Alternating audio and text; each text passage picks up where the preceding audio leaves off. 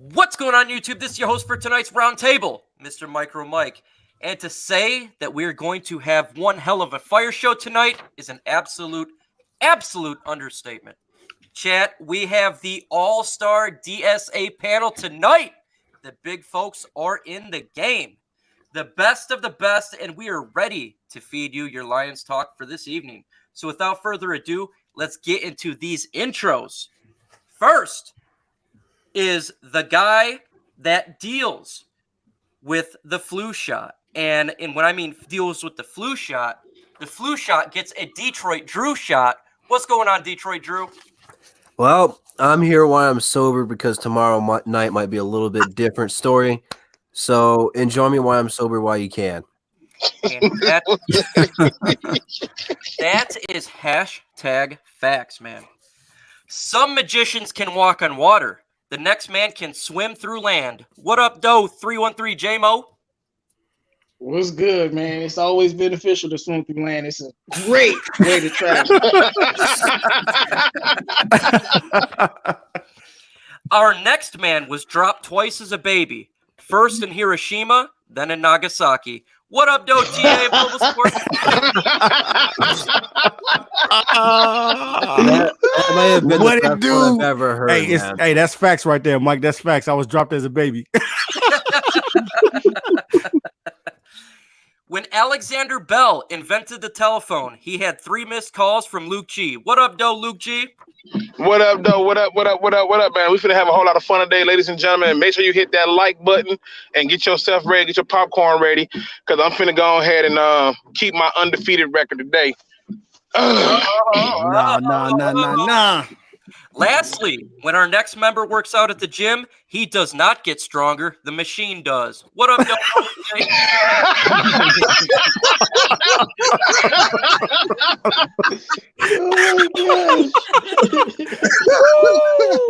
Oh my God! Hey, what's up? Just any woman out there, she gonna have to be pretty. Just be breathing. That's all. That's all I want. All right, that's the show. Start the show off with that. Huh? Hey, that's fact. We are happy that you're not a necrophiliac. That's always a good thing. Oh my goodness. J-Mo, can you do me a huge favor and do roll call? Oh man, what's up, everybody? Man, we gonna have a nice, fun Sunday, even though the Lions are the Lions. Make sure you guys like the video, man. What's up to everybody out there? We got Bad Starwind in the building. What up, though? We got Risky Football Talk in the building. What up, though? We got Adam Barkhart in the building. We got Dim Sum in the building. We got D-Map Zoom in the building. We got the guy with the best name, Kool-Aid and Cornbread, in the building. Man, shout out to everybody out there in the chat, man. Let's get it started, man. Let's get it started. Hell yeah, man. What it Let's do, get it what it do, started baby. right now. So, and I'm going to throw this one to J-Mo first because this is his guy. Matthew Stafford is his guy. Should the Lions put Matthew Stafford on IR? I don't think so. I think don't do it unless he's gonna be out for sure for 8 weeks. And one thing about putting Matthew Stafford on IR, I don't think it's a lot of people realize that it's not really the coach's decision. I don't think Matthew Stafford gonna let him put himself on IR unless he can't play and he knows he can't play. So I expect to see him sometime again this season playing for the Lions. So because I just know that's the kind of quarterback that he is. So, and I mean, I feel like if he's healthy, let him go out there and play, try to establish some continuity with whoever else is on the team and try to do something. But it would be nice to win some divisional games, if he comes back at the end of the season. But I wouldn't put him on IR, man. Just throw everything away like that unless he couldn't play. It's about him being healthy. If he's not healthy, he's not gonna play. So that's why I don't. What's the rush to put him on IR if he's not healthy, he's not gonna play? I don't like. It's not like we need to fill a roster spot or something right now. So I don't understand what's the added. Why people want to just throw him on IR. It's like they're afraid of him going out there and playing. Like if he's not healthy, he's not going to play. We see that now. But if he is healthy, he's going to play, and that's the way it should be with every player. Simple as that. So that's why I don't understand why people have an urge to just throw him on the IR like that. Like, what for? What is it going to do? How's it going to help us? Let him sit and watch and learn what it's like to be on the bench, and then come back. Hey, for sure, for sure. Abdul Terrell says J-Mo's back. Absolutely, man. Thursday, folks, is What the it do? What it do? Why I love Thursday is because everybody seems to be available, and it is the day I host it. So I love having the guys on here and everyone in here. Luke G. Should the Detroit Lions put number 9 Matthew Stafford on injured reserve? Absolutely. I don't know why they're waiting. This idea that Stafford don't got no choice.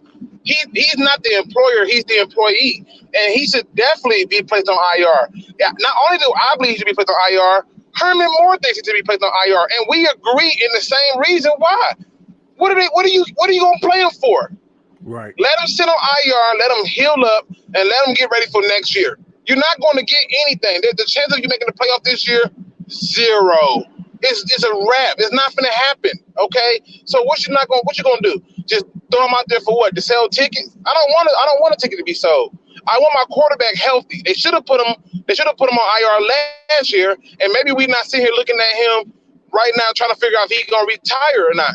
He should have been shut down last year. So to me, absolutely, he got to be put on IR. If you don't, it's just another mark on Bob Quinn's and Matt Patricia's chart for them to be fired. Doesn't make any sense. Just put him on IR. He can't get in another game this season. Okay. Detroit Drew, man, what do you think? Should the Detroit Lions put our franchise quarterback on IR and end his season? Yeah, probably they should, because there's really no sense of him playing this year. We're out of the playoff picture. We got nothing to play for at this point. Our best bet, even though we don't want to lose to the Redskins, because statistically they're a worse team than what we are. You don't want to see that, but at the same time, you kind of want to lose this game so that way you get a good draft pick. And when you put Stafford out there, you're telling me you're not trying to lose. Playing Stafford is a winning move. Stafford's not going to want to go out there and lose. I don't think any player in the league wants to go out there and lose, but right now we're in tank mode. There's no need for us to win any more games this season. You have to correct a lot of the errors. Stafford is a key piece into how far this Lions team can go next year. You look at what he did for us this season. I mean, single-handedly, we have one of the best offenses in the league while having one of the worst defenses in the league. You got to have this guy healthy for next year. He is the foundation of the Detroit Lions organization. There's no need for him to play anymore this year.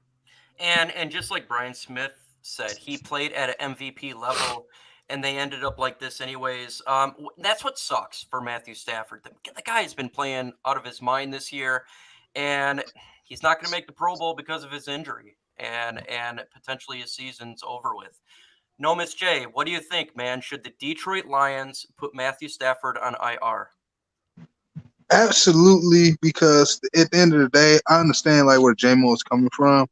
But the point is, how many times have we seen where the Lions didn't make the playoffs, and then he's banged up already, but you got him playing the last couple games of the year, and we're not going anywhere like last season. We don't need that. Let him get healthy. Let him focus on just directing the new guy and giving him pointers. Let him sit back. Even if you don't put him on IR, let him sit back for the rest of the year. I mean, because they Lions always try to run this, hey, we got a job to do thing and all that stuff. They've been running that for years, but it's like at this point, what's more important, your philosophy or somebody's health? And even if he's clear to go, you should. It's like Aaron Rodgers that time. They brought him back for the Carolina game that time when he first got hurt in 2017, and then they lose, and then they had to end the season anyway. It's pointless to do that. You put them in more dangers. It can only take one hit, surprise hit, that can put him back even worse than he's already is. So you might as well just let him get out. Let Driscoll get some development with the roster while things are going good, so we can start prepping things next year. Okay, hey, I totally get your point for sure. Absolutely. TA, Mr. Noble Sports, the man of the year, the guy's face will be on Mount Rushmore. What is your opinion on this? Do you believe that they should put him on IR? Yes, without a doubt. Without a doubt, I definitely think that Matthew Stafford needs to be on IR. Number one, the offensive line is a joke. You know what I'm saying? The offensive line is a joke. So I definitely don't want Stafford to go back out there and get hurt, man. It only takes one play, and next thing you know, this guy is out for a very, very long time. And we already know what happened when he was playing against the Raiders when he had hit helmet to helmet. That's pretty much what caused the injury to Stafford. And it's kind of crazy, man, because last season he dealt with the same injury. So you're still kind of thinking in your mind, like, did he truly really get healed from last season? You know what I'm saying? Even though Matthew Stafford is putting up MVP type numbers and doing a great thing, this team is going nowhere this season. And you have to know that, and you have to realize that. And you got to be a realist on the situation that the Lions are not going anywhere this season, and it's okay. So now we have to go into draft mode and just get ready for that. But at the same time, try to be competitive and try to get some of these young guys out there. Like they said, let Driscoll get out there and get an opportunity to play and get developed. That's what you want to see. You want to see other guys get developed. Not saying that you don't want to see Stafford out there, but you want to see your young guys, the number 2 guys, get developed out there. And I think by putting Stafford on IR, that's better for his health and it's better for the team. And therefore you can be able to do the things that you need to do as far as getting other guys developed on the team. So yes, the team, they must put Stafford on the IR. Man, I get both points, and I just defer to the individuals when it comes to his injury and the medical staff in this case. I do think putting an IR would be a good idea, but at the same time, if he is able to go and 100% healthy, I'm not talking 99%, I mean 100% healthy, I think it would be okay. But at the same time, I don't want to see that one hit, just like George Morgan said, where it ends his career. That's the last thing I want to see, and Matthew Stafford deserves better than that for sure. Let's switch gears and go out to the news that just took place when it comes to the Detroit Lions. Only one Lion is in the top 10 of Pro Bowl voting, and that is Mr. Jamal Agnew. Are the voters right about him? And are the voters wrong about just one Lion in the top 10? What say you, Luke? They absolutely are wrong about Jamal Agnew. I mean, I'm not trying to be funny, but how does Jamal Agnew get in the top 10? But we got the 2 most scoring receivers when it comes to touchdowns. Like, I don't understand this. And the argument for him being in the top 5 of the voting, I mean, I get it, but it's like those are votes coming from some Lions fans too. I think that we as a fan base, we got problems, man. When you sit up there and you voting hard on Jamal Agnew, but not Marvin Jones, not Kenny Galladay. Yeah. I mean, it just seems strange to me. And to me, I think the voters are getting it wrong. Our fan base is irritated and agitated. I get it. But Jamal Agnew, who you want to represent the Detroit Lions, what do you got, like 1 or 2 touchdowns on the season as a returner? How does he get in the top 5? So, to me, I just look at it and I say, if we're doing that, we've already failed as a fan base because we have talent that has performed and should be given the respect that is due. Yeah, man, I totally agree with you there. We definitely got talent. This wide receiver core is very talented, yet they're not top 10.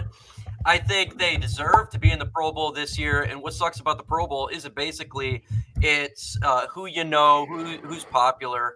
J-Mo, did they get it right with Agnew? Did they get it wrong? What say you?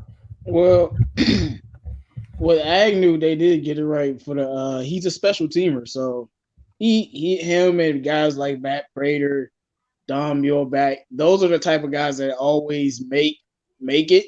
And our receivers, quarterbacks, I mean, Sue and I think Fairley made it back in the day, but usually we only get the special team type of guys. We might get Slay. I'm surprised I don't see no Slay. I'm surprised I don't see no Kenny Galladay, but I mean, I guess I don't know why everyone wants to vote for Agnew. I voted for Kenny Galladay and Agnew, so I mean, so it is what it is. But it's just confusing because the person who's leading the whole NFC in votes is Amir Abdullah. So how serious is this really?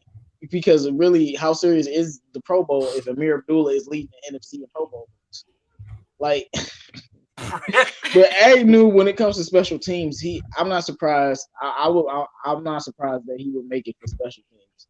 But I am surprised that Kenny Galladay is not up there. But considering our record and the fact that we're the Lions, I'm not surprised. Matter of fact. So totally get it there. Detroit Drew, man, what say you? Right or wrong with Agnew? What else? I mean, I'm not sure how many special team players have a touchdown. The list is very few. So I think anytime your punt returner, kick returner can score a touchdown, he's going to get a nod to go in there. I don't really care.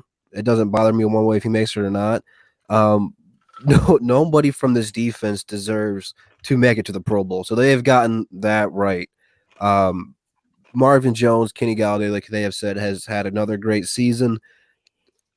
I'm surprised they're not there. I'm surprised we're not hearing Matthew Stafford. Matthew Stafford's having a very great season until he got hurt, but he's missed, 2 weeks now? He's going to miss more. So obviously he's not going to make it, but I think it would have been good to see him in the top 5 for quarterbacks at the very least, because you can't tell me there was 5 quarterbacks in the NFC that was playing better than Stafford. There was very few. Cowboys, Dak Prescott is probably going to get the leading vote for that category just because he's from Dallas. He is playing very good this season, but I think regardless, Cowboys fans vote very, very hard for their players. I'm just disappointed not to see Stafford's name on this list more than anybody. Yeah, and it's mainly, I'm sure, for his injury. And, he's not going to be playing a whole lot the rest of this year. No, Miss, what say you? Did the fans get it right with Jamal Agnew and wrong with other players? Personally, I wouldn't care for anybody to get a Pro Bowl selection this year except for Stafford. Jamal Agnew, it's kind of funny because remember despite the touchdown, he had a fumble that really hurt us twice, didn't he? In game 1 or something like that. Facts. And I'm like, really, Jamal Agnew right now? It's just not the time and place. Like, if he was healthy last year and was doing fine like he was year 1, I would have said last year. But this year, just no, this ain't. In the position we are right now, I don't think anybody should be getting a Pro Bowl selection unless it was Stafford before he got hurt, because he's the main one. If I had to choose somebody else, it would be Marvin Jones, because I think out of receivers, he's been personally the most consistent one when it comes to catches. Galladay has been a little bit dropsy to me lately, so I don't know. But that's where I'm at. I'm with you, Norman. I think Stafford was having this time, but right now, as it stands, the quarterback that they have in there is Aaron Rodgers, Russell Wilson, and Dak Prescott. And in terms of the returners, like J-Mo said, the one leading it right now, surprisingly enough, is freaking Amir Abdullah. Like, I'm just like, that's why Pro Bowls to me are jokes. When people want to tell me he's been in 7 Pro Bowls, I can care less. If you're popular, you're probably getting in. And Brian It's Smith, all pro that makes sense. Brian Smith makes a fantastic point. Don Molback's been a permanent spot on the Pro Bowl since the Christ was born 2,000 some years ago. Man, if we don't get rid of Don 2000 Muleback, we need to get rid of Don Muleback. I'm telling you, Don Muleback is the reason we can't win. Get rid of him. Mm-hmm. Next year, he needs to be gone. And No Don more Mule- 0-16. Don No more Muleback- 0-16. We need a new Get putter. rid of him. Don Muleback's got another 700 years to go, man. No, he needs to get off the football team. DA, I have not gone to you yet. What is your opinion on Agnew and the rest? Well, basically, simple as this, man. Agnew, he had the 1 touchdown. That was spectacular early in the season. After that, you have nothing. So, so pretty much no. I don't think, like they said, I don't think that any of these players, if anybody deserving of going to the Pro Bowl, I definitely got to say Marvin Jones. I got to agree with Nomis on that. Marvin Jones has been doing some phenomenal things, and I definitely think that he should get the nod. Kenny Galladay, I mean, both of these guys got 8 touchdowns, and Kenny Galladay been dropping the ball in some key situations. He probably would have more touchdowns. But definitely, man, if anybody's going to get that nod, I got to go with Jones.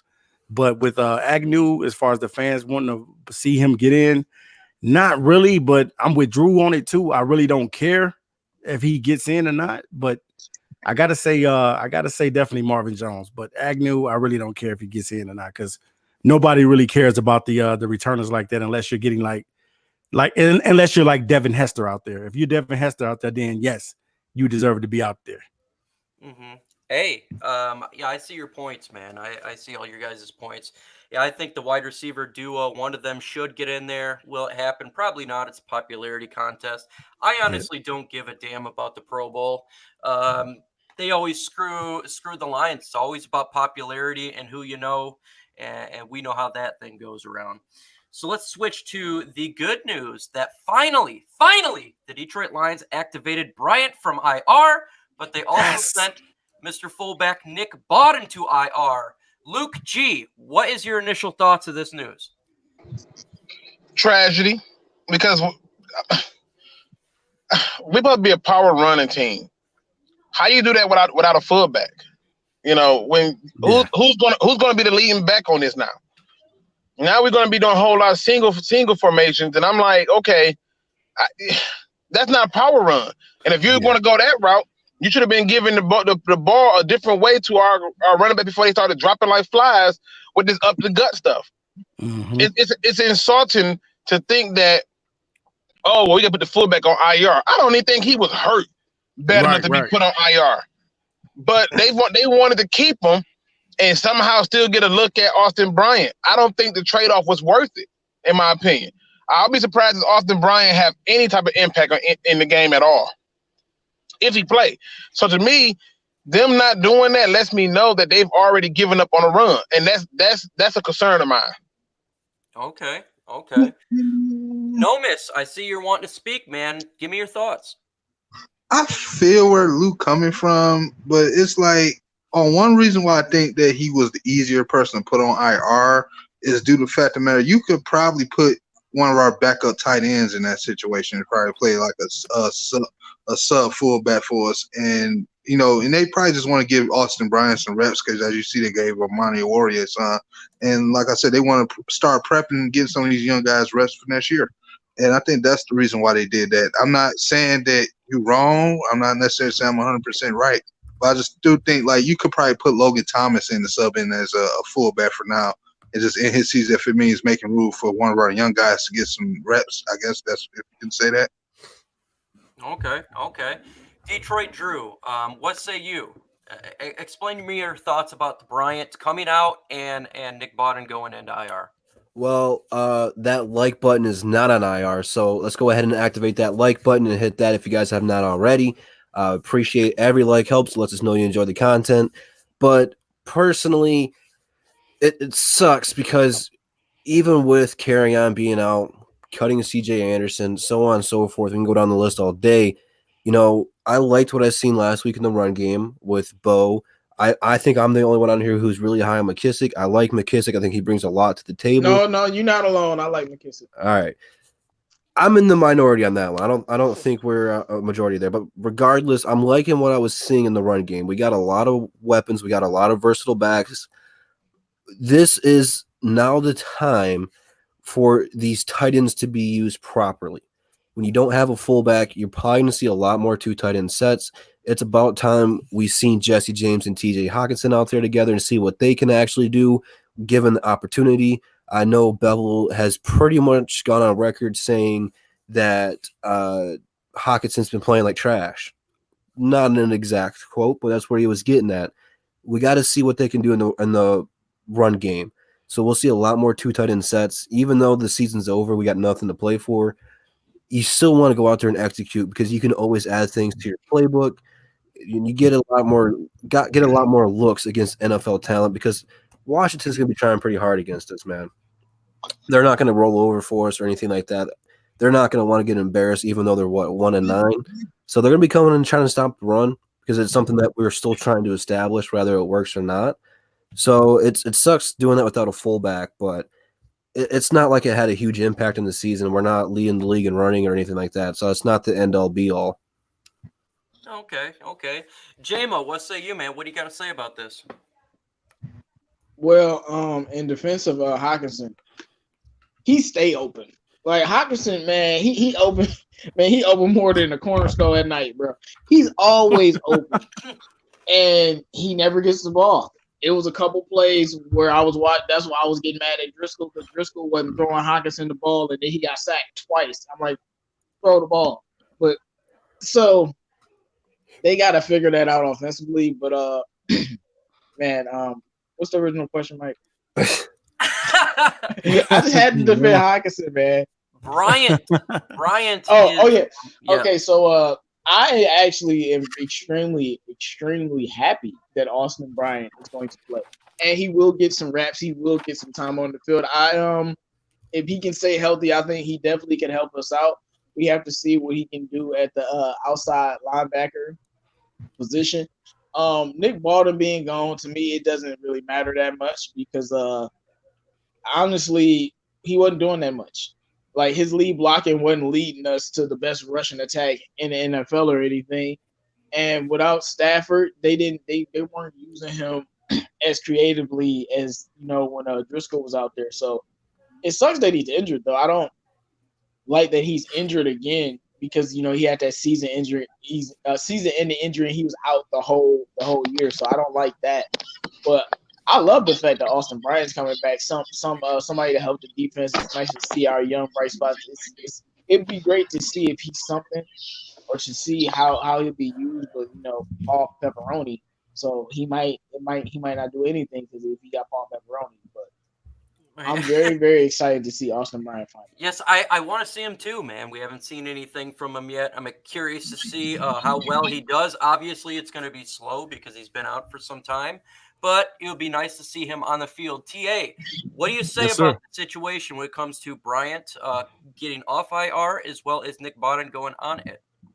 Well, pretty much, what I'm saying, with the Nick Bawden, we wasn't using him a lot anyway. What I'm saying? We were using him in certain packages and things of that nature. So I would hate to see him go because, we do want to see the run game get a little bit better, and we want to see especially what Scarborough is going to do behind the fullback. But at the same time, bringing in and developing Austin Bryant, I think that is going to be an awesome thing because, like J-Mo said, you get an opportunity to see what this guy brings to the table. You haven't got a chance to see what Austin Bryant brings to the table. And then now by him coming in, you'll get a chance. I think the Lions more so, the reason why they're bringing him in is because they want to evaluate him. They want to know where they're standing at as far as with their defensive players, especially when it comes to the draft. They're gonna want to know what type of direction that they need to go into, and they need to see what he can do and what he offers and what he brings to the table. So I definitely think that Austin Bryant being out there can be a help to the team because now we'll know if this guy can get to the quarterback or not. And we drafted this guy. Let's see what he can do. We haven't seen anything from him. It'll be nice to see him on the field.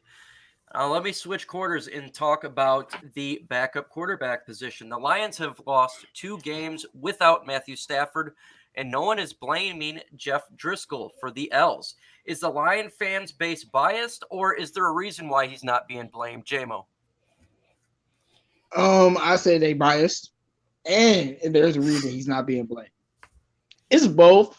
For one, it's the fact that Stafford was balling out and we were still losing the game. So, you always have those group of fans, no matter what, they're going to hate on Stafford, no matter what. They won't change no matter what. But besides those guys, everyone else was like, Stafford is balling out. The fact that we're not winning games isn't his fault. But Jeff Driscoll, we played against 2, the Cowboys are okay. The Bears aren't good. And, of course, they're not going to blame him. A lot of people are upset with the coach. A lot of people are blaming the defense. Our defense is giving up like 30 points a game. So, they're blaming the defense and not the quarterback, and I'm not going to blame Jeff Driscoll definitely for Chicago because, somebody tell you on the day of you're going to be the starting quarterback. That's a little bit different. So I'm not really going to blame him for the Cowboys game either. But I definitely think that they are giving them a little pass, though, because if we didn't win another game for the rest of the season, and people be like, but I like Jeff Driscoll, but we went 3-12-1. Like, how was that good? But we gotta win some games. That's why this game coming up, I expect Jeff Driscoll to win this game. So we gonna see what happens. TA, what say you, man, about this? The Lions have lost 2 straight. Not a whole lot of blames going to Jeff Driscoll. What say you, man? Yeah, rightfully so, man. I don't think that a lot of blame should go to him. He's just doing what a backup quarterback is supposed to do, get in and try to win a football game.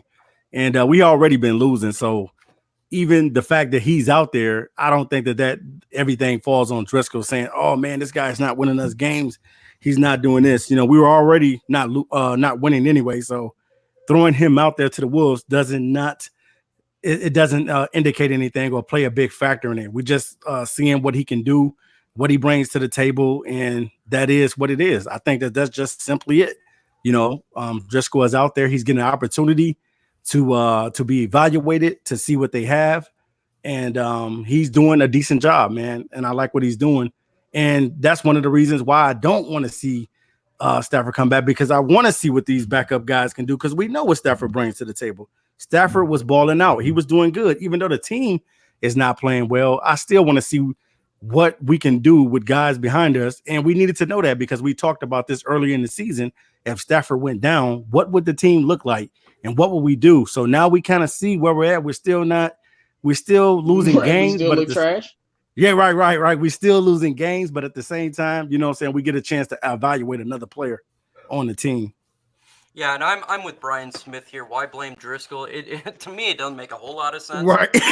No, your defense. Blame that defense. If you want to blame anything, blame that defense. Defense giving up 30 points a game. It is the defense, in my opinion, for sure. Detroit Drew, I'm going to give it to you, and then we're going to switch it to the debate with me versus Luke G. What do you got to say, Detroit Drew? I'm blaming the people in the chat for not hitting that like button. Only got 46 people in the chat and 26 likes. Come on, guys. You're better than that. But you guys are right. It's absolute zero sense to blame a backup quarterback. This is not his team, man. He wasn't coming in to be a starter. We're not blaming the defense, and they're the ones who just got tore up by Dak Prescott, a glorified version of Mitchell Trubisky with more weapons out there, with one of the best running backs in the game. This defense is the real problem here. Don't blame a backup. He just scored 27 points last week. That's not his fault. Not at all. But let's be honest, fellas. Let's be honest. How many games has Stafford lit somebody up and it was still his fault? Like the fan base is absolutely biased. There have been so many games where Stafford has went nuts, did everything he could to win that game, and the game ended, and what people say, there go another game Stafford couldn't close out.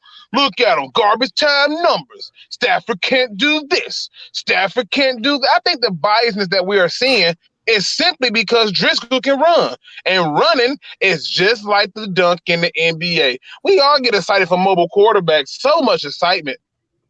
But all of a sudden now, we take 2 L's, and I ain't hear that one person say he didn't do enough. Well, how many teams did Stafford play on where the defense was hot garbage, and he did his job? Or the special teams was hot garbage. The run game was hot garbage, and he did his job. And he still got blamed. Our fan base got to start being for real with themselves and call a spade a spade. They're being biased as hell right now, and I think it should be called out. Okay. And I do want to say, when I tried to criticize Driscoll after game day, y'all all pulled up on me, but I stand by what I said. So, I mean, I just feel like I'm being told, because I thought, like, if Stafford did that, they would have blamed him for it. And that's just the way I felt about it. I'm like, if he lost the Cowboys game the exact same way that Driscoll did, he would have got blamed for it. But but who lost the game, though? Who really lost the game? No, well, my point was what's his name? Jeff Driscoll literally had 20 yards to run, and he decided to throw the ball at Marvin Jones' feet. And if we scored on that drive, that changes the entire game. We were only down by 6 points at the time. But then after that, defense went back out there, got torched, and then the game was over. and the game was out of reach. Like that was the drive of the game, and that's how it ended. That's why I was kind of like, yo, he should have just ran in a straight line. Like Stafford would have ran for that first down, which is why I was very upset. Right.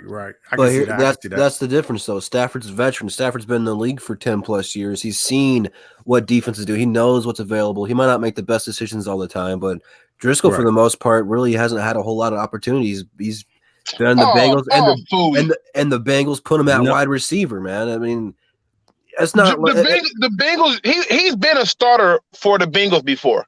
He's been a starter. He started a couple games though. It's not my whole thing was he wasn't as much as Stafford. I didn't say how many games he started. I said he started, and all I'm pointing out is Stafford's whole career. No matter where he's a rookie, he got hurt his first season. They was calling him a China doll. Second season, they said he injury prone. Third season, he went ham. People were still talking about, he got lucky. They wasn't giving no respect to him like that. Every loss was his fault, and every win was on somebody else. It was the referees. It was the other team didn't play well. The biasness that this fan base give out is atrocious. Like, even with it's the same thing happened with the Pistons.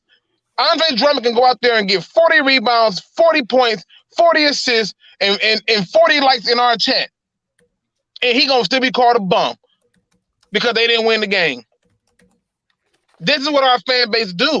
And my thing is, where is that same heat and energy when we lost 2 games with the backup? We don't have it. And I just feel like, Jeff Driscoll should be able to win this game against Washington. And if he don't, I will be upset. I'm just going to be 100 about it. Absolutely. Folks, it is time for the great debate, the master debater, Micro Mike versus the God King Emperor himself, Mr. Luke G. It is time. We are going to debate, and our moderator is going to be TA of Noble Sports, and he will tell you how this thing is going to go down. Hold on, Mike, hold on. Leave it to TA to be prepared. TA, get it together, brother. Get it together. Okay, here we go. So he's going to be the moderator. We're going to do 2-minute segments for opening statement, then rebuttal, as well as finishing. We're not going to do it too much longer because we have a full house.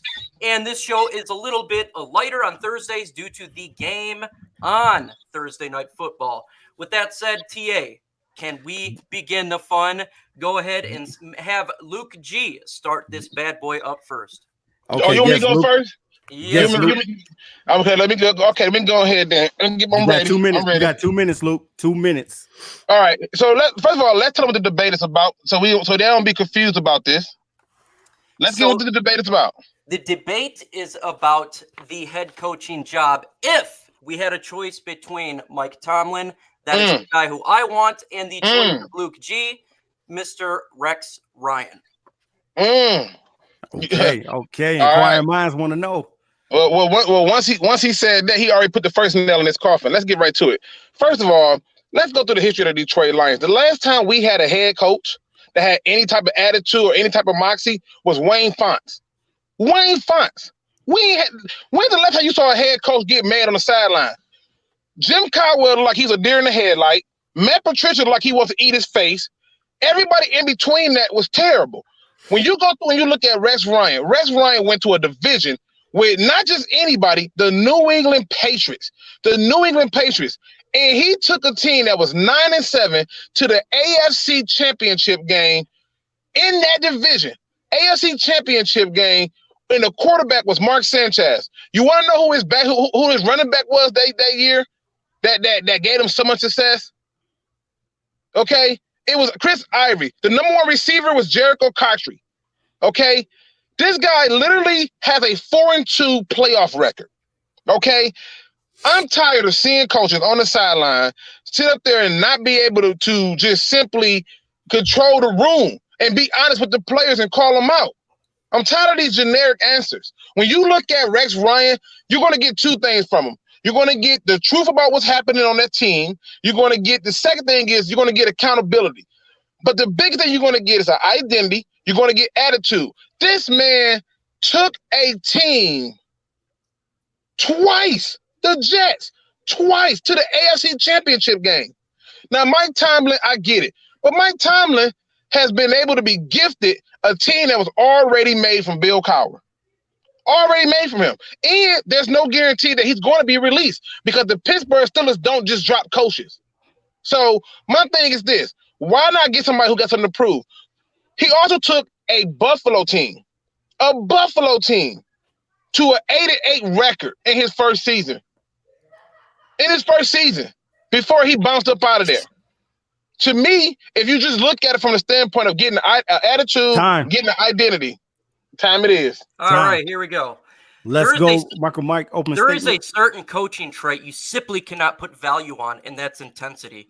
Tomlin's intensity should be no secret to no one. He is a locker room coach, and every single player seemingly comes through the doors and loves this guy. Let's talk about winning percentage. Tomlin's winning percentage in 13 seasons is .646. winning. Don Shula has more wins than any NFL coach, and he finished with .677. George Halas, second all-time at 646. Bill Belichick at 681, and Paul Brown at 672. That puts Tomlin in some great company, if you ask me. George Allen is the only coach to last longer than 11 seasons and to finish above 700. He finished with 712 after 12 seasons, and maybe the most underrated coach in football. With one Super Bowl win in 2 appearances, Tomlin is borderline great coach. He hasn't been perfect, you could say, with his teams being knocked out early in the playoffs, but a lot of great coaches get knocked out early, and there will be a lot more, 17 of them, and 2 more trips to the Super Bowl. If he gets 1 more, he'll be tied with Bill Walsh and Parcells. Tomlin's 47. Walsh coached until he was 57, Parcells 65. He is not just the second coach when it comes to the Seattle Seahawks, the Steelers history. You would assume that would be, go ahead and talk about Bill Collar. Luke G will tell you, as he just did, he inherited a good team left with him by Cowher, and he's been fortunate enough to have a great quarterback in Roethlisberger. What did Bill Belichick have when he got his franchise? He had a franchise quarterback, Bill Walsh, Joe Montana, and Steve Young himself. So you could say simply for the fact that you have a great quarterback and that makes you greater, but the fact is many does. Cowher had 3 losing seasons and barely survived missing the playoffs, 3rd straight. Let's talk about winning record. His first year. Okay. Oh my God. You get 2 minutes to rebut Luke G. So let's do it. Okay, but he made my point. Let's start off with the first part of it. He talks about the team that he inherited. Yeah, you're right. He did. All those coaches you spoke of did have a good quarterback. And here's the best part about it. He also had Troy Polamalu. He also had a host of other Hall of Fame players, including Jerome Bettis. He went from Jerome Bettis to Willie Parker. You know where Rex Ryan went from? He went from Chris Avery to old man LaDainian Tomlinson, who couldn't even stay healthy. And then you know who he went to after that? Me neither, because the guy's not even worth mentioning. You want to talk about the best thing about him? One of his seasons, he literally had the #1 receiver be a tight end, Dustin Keller. And that wasn't even with a phenomenal year. He just literally had more yards than everybody else. The defense steadily got better, and when it got better, the offense was allowed to do its part. The only mistake that Rex Ryan made was he just wanted to do the one thing everybody wanted to do: beat the Patriots and Bill Belichick. You know who has a hard time doing that with Hall of Fame players? Mike Tomlin. You know who has a hard time controlling the locker room? Mike Tomlin. You let people come in the locker room like Ben Roethlisberger, Antonio Brown, James Harrison, and a host of other players who left up out of there because they was tired of Mike Tomlin. You know who else tired of Mike Tomlin? JT Sports. Hey, here's another thing. How is Mike Tomlin a defensive-minded coach, but his defenses are always good based on Hall of Fame players? Matter of fact, anytime he had to make adjustments and play with the backup, they sucked. With Rex Ryan, he was literally handed Mark's freaking Sanchez, and went to the AFC Championship game twice. And on top of that, his best player in his entire time with the Jets, quote, is Darrelle Revis. How many good players did Mike Tomlin have? They gave that man the keys to the house and everything. And all you get from Mike Tomlin. Oh, okay. Okay. I was warming up now. Okay. I was warming up. We'll talk about Rex Ryan. Let's go, Mike. Survived the first 2 seasons of his time with the New York Jets in 2009 and 10 with a record of 9 wins and 11 wins in 2010. However, in the last 6 seasons as coach of the Jets, Buffalo Bills, he failed to lead the franchise to a single playoff appearance, going 41-54 from 2011-2016. His stark contrast of 20-12 record for the first 2 years is completely different when it comes to the last he had. His winning percentage in the first 2 seasons was .625, still below Tomlin's. And the season after those seasons, was .432, below 2011, 8 wins, in 12, 6 wins, 13, 8 wins, 14, 4 wins, 8 wins in 2015 with the Bills, and 7 in 2016. Most consecutive seasons with 500 or worse. Head coach, Jeff Fisher, 7. Who's below him? Rex Ryan at 6. Rex Ryan has not led a team to the playoffs since 2011. Ryan has had 6 straight winning seasons. not had 6 straight winning seasons. Since 2011, Rex Ryan has posted a .432 win percentage as head coach. Rex Ryan has never led his team to a division title. So when we look at what happened when it comes to the winning percentage to Mike Tomlin, year 1, 10 wins, then 12 wins, Super Bowl, 9 wins, then 4 with 12 wins, and then year 6, 7, and 8 wins, 11 wins, year 8, 10 wins, year 9, 11 wins, year 11, 13 wins, year 13, 9 wins in year 14, and right now he's 5-5 with backup quarterbacks. When you talk about quarterbacks that the Rex Ryan had, he drafted Mark Sanchez, he drafted Geno Smith, and when he took over for the Buffalo Bills, he got Tyrod Taylor. Guess what? Those quarterbacks that he judged on talent was subpar in the draft, and they didn't do well for his team going forward. Time. I see. No, I see. He came today with some disrespect, but I'm still loaded. I'm reloaded. Reloaded. Okay, Luke, you got the hot take. So right now we're gonna do it real fast. It's gonna be rapid, baby. You got 1 minute to go ahead and on your final statement, and also you too as well, Mike. You got 1 minute. Let's go. You know, it's interesting to me when we talk about the quarterbacks that he drafted. Who did Mike Tomlin draft? Let's talk about those guys. Mason Rudolph, that's beautiful. Josh Dobbs, that's even amazing. Let's talk about those quarterbacks. Here go another one for you. We talking about the win-loss records and the percentages and all that stuff like that. Yeah, Mike Tomlin's been there longer. He most certainly has. But guess what? You're right. Rex Ryan didn't win a division. The same division that he was the one team to whoop down up on those Patriots. He was in a division that literally was led by the one team that keep getting to the Super Bowl. You know who wasn't in that division? Mike Tomlin. Who was his biggest challenge in the division with Mike Tomlin? Who was that guy? The Ravens? Who was that? The Bengals? Let's be for real. Mike Tomlin has failed that team more times than he has succeeded. That team has won in spite of Mike Tomlin. The Jets won because of Rex. The Detroit Lions are known as a flailing team living in the city that everybody loves to destroy on our Detroit Lions. However, Detroit is founded on blue-collar, hardworking people who founded the mega superpower that we see in America, like Pittsburgh. Detroit is a hard-nosed, steel-power, welding, blood, sweat, and tears town who needs hard work, knows thick-skinned, blue-collar leader to change the dreadful culture that is Detroit. If the Lions have a chance to get Tomlin, you got to do it. He has shown that he can win via percentages up there with his percentages. He has shown that he is not a push around when it comes to head coach. He has the ability dealing with clowns such as AB, is dealing with the issue of running back last year, and to turn players and make them into the best of their ability with Connor, as well as Juju Fitz-Schuster. So he has the ability to turn around a team and make them winner. I want a winner. He has done that. Time. But Mike Tomlin not getting released. So it don't matter. Rex Ryan ain't becoming a Lions head coach because Patricia ain't time. Okay, guys, you got a chance to hear those guys' argument. I want to see it in the chat. If you're for Mike, put them thumbs up. If you're for Luke, give us a smiley face in the chat. Come on, people. Tell the truth and shame the devil. Tell the truth and shame the devil. Luke G said Rex Ryan.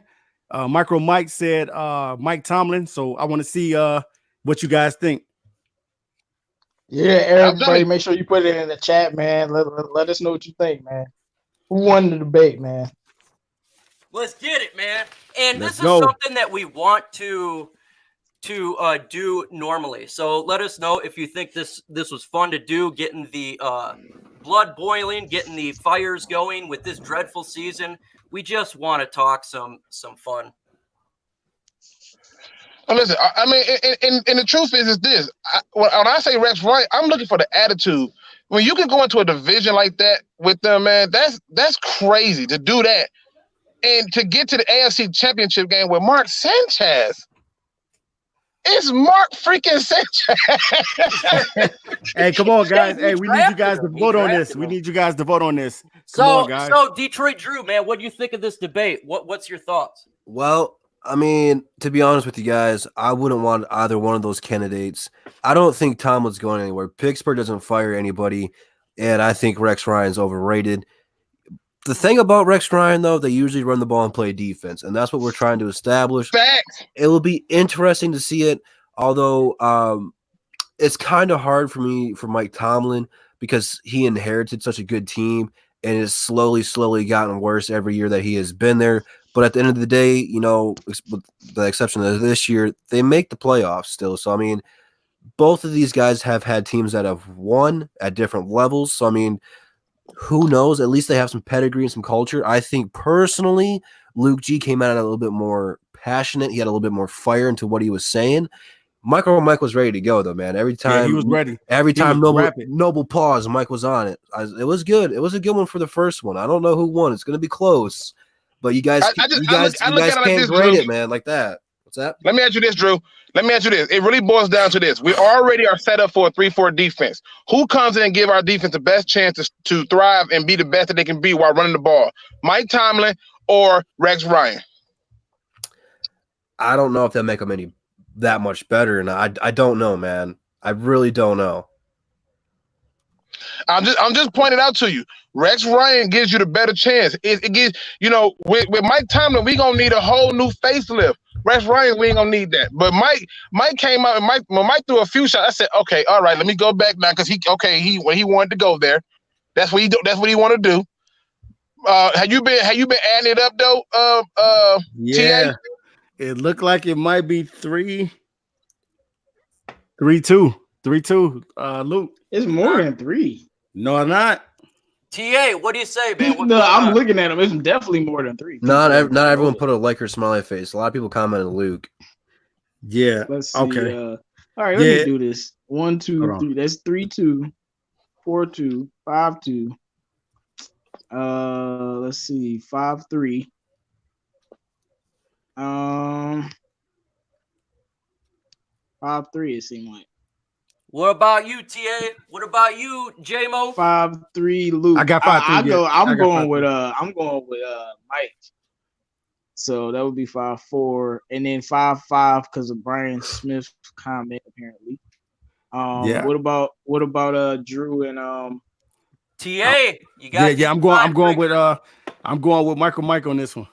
So that's 5-6. Oh! All right, look, y'all, I'm tallying up. That's 5-6, and then Kieric had a smiley face, so that's 6-6. 6-6. What about you, Drew? I'm the tiebreaker. I mean, no, we still got people voting, man. General view, let's get your vote, man. You guys are gonna have to cash at me, whoever wants to vote. Oh wow, really? You taking bribes? Hey, they call for You taking bribes for draw in the comments. No, we're not the Lions. We don't do ties. Absolutely not. We don't do ties. All right, you vote by look. You put a thumbs up for Micro Mike. You put a hold on, guys. You put a thumbs up for Micro Mike, or you put a smiley for Luke for the debate. So let's get the thumbs up or smiley face, guys. And listen, I know JT ain't going for the Mike Tomlin talk. He did a whole rant video. He is though. Let's see. He did a whole rant video. We got another smiley face, so that's what that's 7. That's 7-7, man. Like what's 7-7, yeah. What's up? But that mean that's 7-6. What's up, Drew? I buffed up, just gave me an 8. Oh my god, All right, 7-7. I buffed up. Abdul Terrell says Tomlin, so I guess he's rolling with Mike. So that's 8-7. I got a cat face. That counts. It's a cat face. That's 8-8, man. Yo! 8-8, man. Like we tied right now, man. It's 8-8. All right, why don't we do this? I'll do the tiebreaker. Arizona. I'll do the tiebreaker. We need to break the tiebreaker. Let's give them one more minute apiece. Go hard, and I'll be the tiebreaker. Oh, we got a thumbs up. Mike in the lead. Oh, never mind. They told me to shut up. We only got 15. Well, not a whole lot left. We still got questions to go through. Okay, I got a heart. Somebody put a heart. No, a heart don't count, man. No, man, you gotta put something else. No, he's voting. Heart don't J-Mo. count. my heart. He's voting J-Mo for Heart of the City. Right. Can't be giving that out. Look, Butler say make a straw pull. I tell you what. All right, and then we got Luke again. So it looks like it's a draw right now, y'all. So I like the community post. Do a poll for the community post. Let them vote on that. Hold on. It's a draw right now. Yeah, it's 8-8. Yeah. All right, let me say this. I like Drew idea. Let's go one more quick minute, Mike. Well, Drew the deciding factor right now. Okay, yeah, Drew gonna judge it. Okay. No, we got another smiley face out here. And then we got another thumbs up. Dog, y'all need to stop with this. They're doing it on purpose. Yeah. Man, Okay, let's just move on, man. Let's just move we call on. the first one a draw, man. All right, first one to draw. Let's move on to the questions.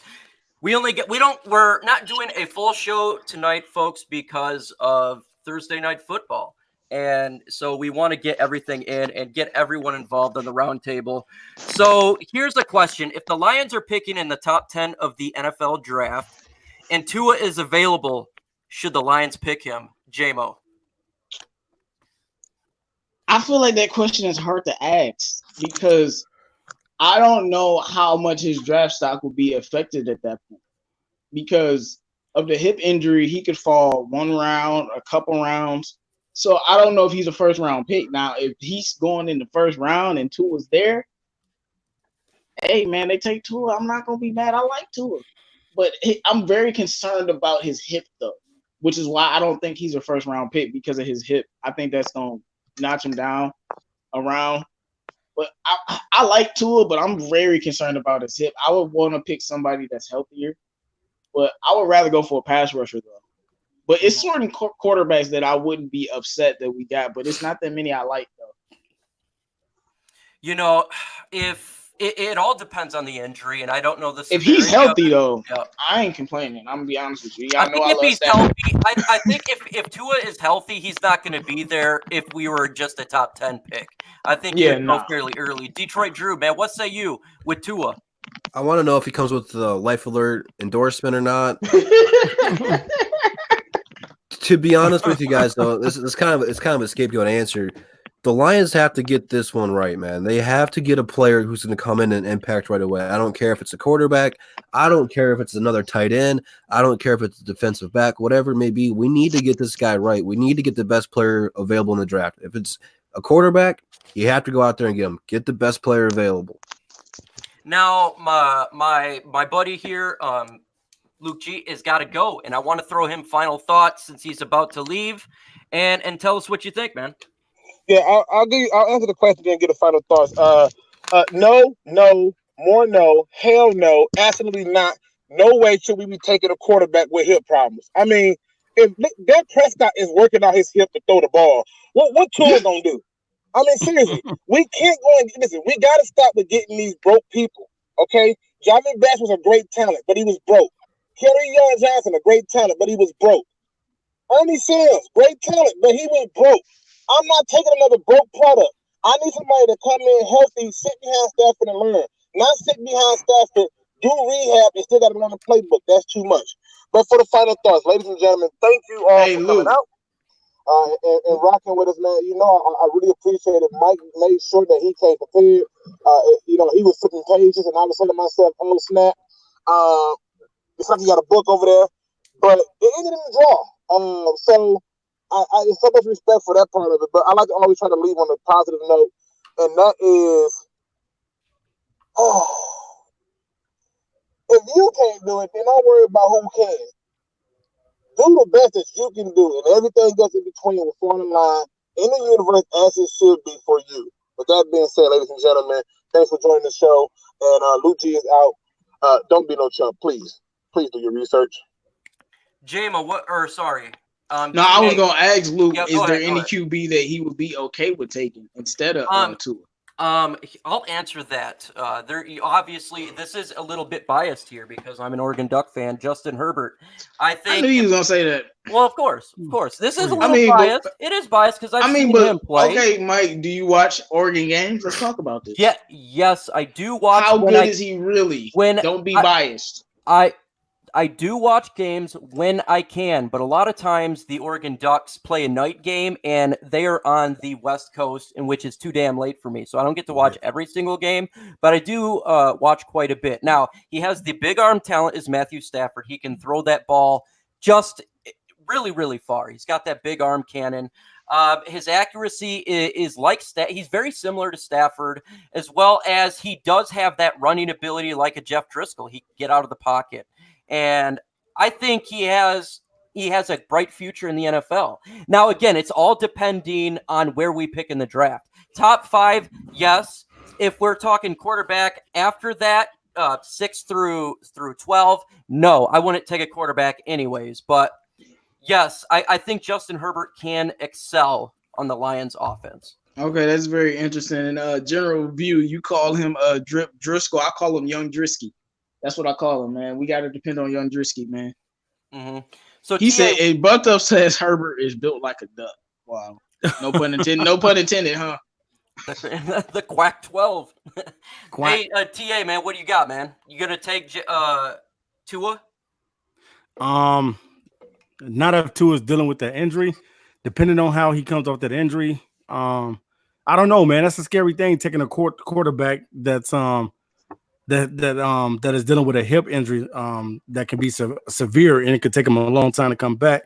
But the talent is there with Tua. Tua has all the right skill set, that you would want from a quarterback. He can throw. He's mobile, things of that nature. Yes, he would be a great pickup, but it definitely depends on how he heals from this injury, indicating if I would get him or not, because there's going to be so many quarterbacks coming out this season. If you want a quarterback this year, this is the year to get a quarterback, because there's going to be too many quarterbacks. There's so many quarterbacks coming out. I can't name all these guys. There's just too many of them. But this is the year of the quarterback. They're finally getting there. Is it though? Yeah, it is. It is. Yeah. This is the year of the quarterback. When Lamar Jackson and them got drafted. Yeah, this is the year of the quarterback. Yeah, it is. But you know what's really good about the year of the quarterback is there are going to be a lot of quarterbacks taken high. And now if we're in the top 10, and I agree with Silverback here, we need defensive players. That means a defensive player, quality one, could fall to us. And we could be getting one of the blue chip players, even if we're just in the later top 10. And that is huge, because I think we need to get pass rush in we need to be focusing on defense right now. Defense. Yeah, our focus should be defense. Is the least of our problem. Our offense is going to be even better next year. Yeah. So no matter what. I'm in full agreement with that. We need defense, and build from the trenches. And I agree with that. Absolutely. Just like Buffed Up says, worst defense in the league. So, folks, this is up to you now. Ask us some questions. We've got some time. I want to hear from you. What do you want answered? And let's get at it. Also, tell us if you think that debate style we did was good, if that is something you would like for us to do forward. It's something else to throw in a show and get the brains thinking, not necessarily meaning that we're going to get these coaches, but at least open up the perspective of other ideas instead of just the same old. So we got the first thoughts on the Redskins game. Well, there we go. Let's do the thoughts on the Redskins game, JMO. Let's see. If the Lions lose this game, what's the headlines Monday? Those are the headlines that laugh. If they lose, it's just going to be I really don't know what the headlines are going to be, because I expected to be fire Patricia and all of this, but some people might just have accepted to lose. But it's going to be, we suck, basically. And we're the worst of the worst, and we're the lowest of the low, and Matt Patricia is terrible. And just a lot of negativity. And honestly, this is a game we should win. I'm sorry. If we play like we did last week, we should beat them easy. Like, we worked the Cowboys. The Cowboys have a better defense than they do. I know we were at home, but low-key, Cowboys had to score 35 points to beat us, or they would have lost. So I'm just saying, so if we play like we did last week, we should be able to beat them. So if we don't, it just shows what we feared about our coaching staff. Mm-hmm. Risky Football Talk has a question, TA, and I'm going to throw it to you because you cover a lot of every NFL team, so you have quite a bit of knowledge of players out there, and specifically the free agency. Who do you want the Lions to sign in free agency? Mm-hmm. Yes. TA, you just killed it. Detroit Drew, man, what do you got? I just want to say that was a great choice by Noble, man. I don't know how I'm going to top that one. Again, I'm gonna have to look at the market because I don't know who exactly is going to be a free agent and who's not going to be a free agent, but I'm expecting a lot of money to go into offensive line, getting some pass rushers, and solidifying the secondary. It's not going to be probably spent on a ton of big name people, more so as adding players who are going to contribute.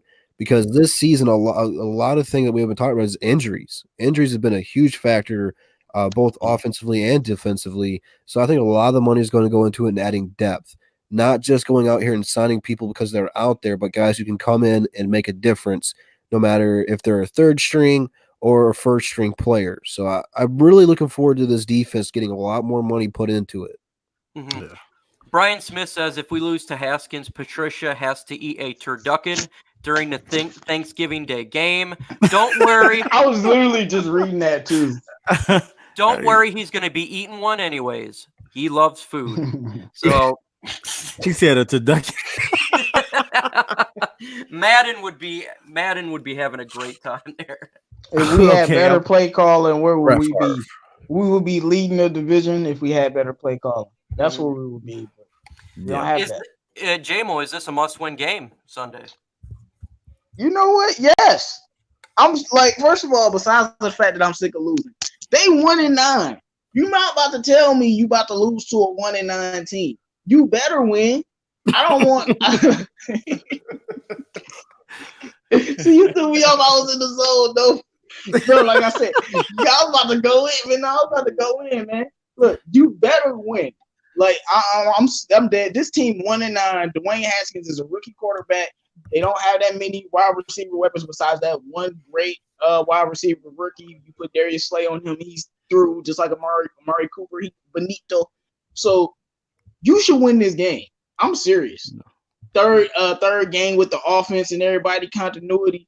This should be a game you should go out and win. If we don't win this game, it's like levels to how pitiful you can be when you trying to tank the season.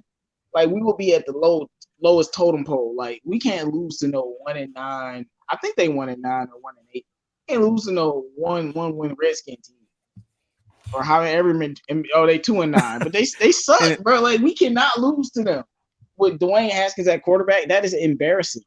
And it's kind of crazy. You know what I'm saying? That's kind of crazy, J-Mo, because we don't want Haskins to have a career day on us. You know, he haven't had a big game yet, and we don't want it to be on us because it could happen because of that defense, the way they've been playing. Now, Redskins defense is trash too. Risky got a really good question. He's blowing him up, and this one's very interesting. Do you think that Driscoll could be the future starter if he improves Detroit Drew? Yes. You have me when my mic was muted. I'm sorry. Not why Stafford's here. It doesn't matter who you're going to bring in. Why Stafford's here and healthy, no one's starting over him. Doesn't mean he can be a starter somewhere else. Right now, for him, he's not playing to be the starter of the Lions. He is playing to be a starter on another team. But I like having him as a backup. He's a good backup to have for Stafford. Mm-hmm. He is, man, and he's turning heads, and I love it, man. You know, this guy has been through quite a bit, and he's showing to other NFL franchises that he can be a starter. I can guarantee you he would be better than Trubisky over there. They'd be a much better team in Chicago if he's their quarterback. Yeah. You know, so he does have – And stop calling him Trubisky, bro. That's blasphemy. It's Trubumsky. Trubumsky. Thou shalt not call Trubisky. Thou Trubiscuits. Trubiscuits. Trubumsky, So then what do we call our defense then? Trash. Okay. I mean, last in the league. That's what you call it. Last in the league. Folks, it is coming up that time because the game's getting close to start for Thursday Night Football. We all want to watch the football games, and we're going to let you do so. So I'd like to do final thoughts. JMO, great one. What is your final thoughts here? Man, my final thoughts is it's been fun talking with y'all tonight, man. Make sure you guys like the video if you haven't. Make sure you let us know what you think about the debate segment in the comments. Like right now in the comments, like literally let us know what you think so we can know. Also, I think the Lions need to go out and just compete every week in and week out. This should be a game that we should compete and we should win. Matt Patricia, I already don't think you're a good coach. I already don't think you're the guy. Don't make me more right by going and losing to a team with an intern coach and a rookie quarterback. Really. It's setting up for the Redskins to blow us out 40-14 anyway. But It is what it is, man. It's nice talking to y'all, man, and just having some fun talking about draft picks. But I just, Lions should be able to win this game against the Redskins. But let's see what Young Drisky do. I hope Young Drisky does well. It is what it is. Awesome. Detroit Drew Weiser. What do you got to say to the folks? Final thoughts. That's trademark, buddy. Only I can say Drew Weisers. But we got a big weekend for you as the Diaz as a whole. Friday, Pistons play. They haven't been doing good. I'm going live during that game, and for every time the Detroit Pistons turn the ball over, I have to take a shot. So it is going to be pretty crazy. And then right back at them early 1 p.m., we are going live with DSA for Above the Rim. A few of you guys are going to be on the show, so that's going to be fun and entertaining to have some of you guys come on there and talk with us. You guys might have to carry the show a little bit after Friday night. And then, of course, Sunday. I got you. I appreciate you, JMO. And then Sunday, we got you covered for pregame and postgame here with the DSAs. So DSA's got your weekend covered for you, so you don't have to worry about it. And that is a hashtag facts. Now to one of the greatest minds when it comes to football, Mr. TA and Noble Sports. What do you got for the folks? Man, we appreciate everybody for hanging out and rocking with us on today. Definitely, you guys are number one. Without you guys, it's no us. We appreciate each and every one of you guys for just contributing to us tonight, doing something different on the round table. We wanted to spice things up a little bit on tonight, and that's what we did tonight with the debate. Having a little fun with each other. You know what I'm saying? We still love each other. We still brothers around here. So definitely, guys, we appreciate you guys. And definitely make sure you guys rock out with the DSA on Above the Rim on Saturday. Catch those guys. They will be live and in effect to give you some Piston talk. We know that the morale of the Detroit teams are kind of down right now because the Detroit sports teams are not winning right now. But we still got a lot to hang our head up high for. You know what I'm saying? We're still victorious no matter what as people. We're still victorious. So one day, both of these franchises hopefully will win. Hey, great words. It's a long season. We want to keep discussion going and innovating so we can give you a quality product. It's been a long year, absolutely long year so far. We totally get it. People are not wanting to even hear the word Detroit and the other word Lions right now. And it's completely understandable. I'm very humbled that you guys take your time out, like I say, every single week to listen to us talk sports and Lions football. Above the Rim is absolutely fascinating. You got to check it out. It's one of my favorite shows, and it is. And I'm not a basketball guy, and I'm sitting here learning stuff that I have no clue about, and it's interesting hearing the views of so many other individuals. So make sure you check that out. Also, if you ain't subscribed to 313 JMO, what the hell's wrong with you, man? This guy's getting close to get to 1,000. We need to get him. Let's get him there, y'all. This man is folks, he works. If you knew his job and understand what he does for a living, he is Honolulu blue and silver. Goes through his vein. Make sure you sub to JMO as well as Detroit Drew and TA, myself. And I'm going to leave you with the greatest words that ever been told to mankind. Adios. Peace.